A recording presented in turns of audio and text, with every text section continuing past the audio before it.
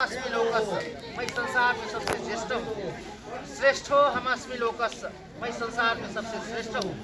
अयम अंतिमा जाति नत्थि दाने पुनः भवति। ये मेरा अंतिम जन्म है, अब मैं फिर पैदा होने वाला नहीं के उन्होंने डिसाइड किया। फिर जब उन्होंने सिंहनाद किया तो उनकी आवाज़ जाके चक्रवात से टकराई, तो कुछ देवता लोग वहाँ से ही फूल बरसाना शुरू किए और कुछ देवता लोग उनके स्वागत के लिए लुम्बिनी सालवन में आए। तो आप लोगों ने अंदर एक चित्र देखा होगा महामाया देवी का, एक मूर्ति देखा होगा, उसमें 5 चित्र दिखाया गया।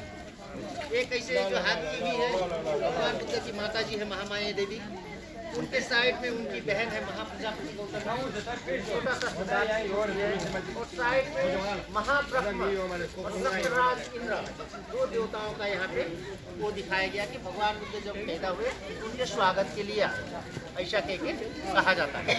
फिर कहा जाता है कि लुम्बिनी साल वन में जितने भी पेड़ पौधे थे सब में फूल आ गया और पृथ्वी कंपन होने लगी, हिलने लगी। पृथ्वी के अंदर से 2 किस्म का धार निकला, ठंडा पानी और गर्म पानी। उसमें महामाया देवी और भगवान बुद्ध जी को स्नान कराया गया। स्नान कराने के बाद वो फिर सामान्य बालक की तरह हो। तो आप लोग जो दर्शन किए उधर जाके अंदर वो जो शीशे के अंदर जो पत्थर है वो भगवान बुद्ध का जन्म स्थल है। और ये जो तालाब दिखाई दे रहा, इस तालाब का नाम है पुष्कर सिद्धार्थ कुंड, जिसमें भगवान बुद्ध जी को स्नान कराया गया। अभी भी इस तालाब के अंदर 2 कुएं हैं, लेकिन ठंडा गर्म ऐसा कुछ भी नहीं। उस वक्त ऐसा हुआ था कि कहा जाता है। फिर जब भगवान बुद्ध जी इधर पैदा हो गए तो महाराजा सुद्धोधन को भी इस बात की पता चली कि महामाया देवी ने इस रास्ते में ही उस रत्न को जन्म दिया है। तो महाराजा सुद्धोधन ही कपिलवस्तु से लुम्बिनी सालवन में आए और यहाँ एक लुम्बिनी गाँव था। लुम्बिनी गाँव के लोग भी लुम्बिनी सालवन में आए। उस वक्त तो कुछ था नहीं, तो वो जो पत्थर है लुम्बिनी गांव के लोगों ने उस पत्थर को उधर रख दिया। उस साल वृक्ष के नीचे पत्थर रख के उन्होंने चिन्ह लगा दिया, मार्क कर दिया, इस जगह पे तथागत भगवान बुद्ध बोधिसत्व सिद्धार्थ के रूप में पैदा हुए।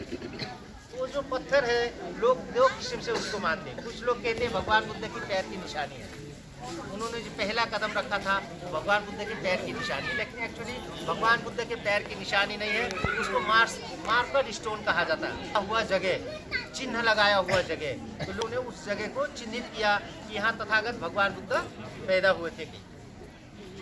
फिर उधर चिन्ह लगाने के बाद महाराजा सुद्धोधन बाजा गाजा के साथ सिद्धार्थ को लेकर कपिलवस्तु गए। 29 साल वो राज दरबार में रहे, ज्ञान प्राप्त किए, वापस आए, फिर लुम्बिनी आए, भ्रमण करते ही रहे। लेकिन भगवान बुद्ध जी के पैदा होने के 300 साल बाद जब महाराजा अशोका अपने गुरु उपगुप्त तिस्स के साथ जब वो लुम्बिनी में आए तो भंते जी लुम्बिनी सालवन में उन्होंने ध्यान किया।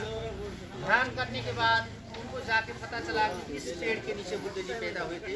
उन्होंने महाराजा अशोक को निर्देशन दिया, अशोका जो साल का वृक्ष है इसी पेड़ के नीचे बुद्ध जी पैदा हुए थे।